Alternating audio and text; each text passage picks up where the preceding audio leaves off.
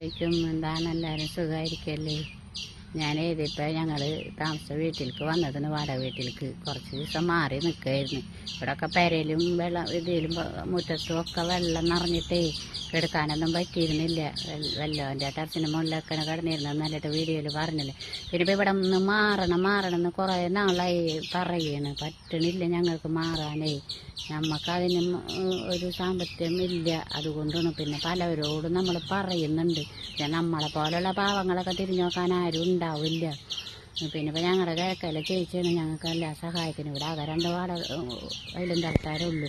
ആ ചേച്ചിയൊക്കെ ഞങ്ങൾക്ക് പെരുന്നാളൊക്കെ ആയിട്ട് ഞങ്ങൾക്ക് സഹായങ്ങളൊക്കെ ചെയ്തു. അപ്പോൾ ചേച്ചി എപ്പോഴും പറയുന്നുണ്ട്, നിങ്ങളുടെ ആൾക്കാരൊന്നും നിങ്ങൾക്ക് ആരുമില്ല, തിരിഞ്ഞു നോക്കാനില്ല എന്നുണ്ടെങ്കിൽ ഞങ്ങളുടെ മൊത്തത്തിലേക്ക് പോരുന്നൊക്കെ. ഇപ്പോൾ ജസ്ന സലീം ചെയ്ത മാതിരി ഇപ്പോൾ ചെയ്യേണ്ട വരും.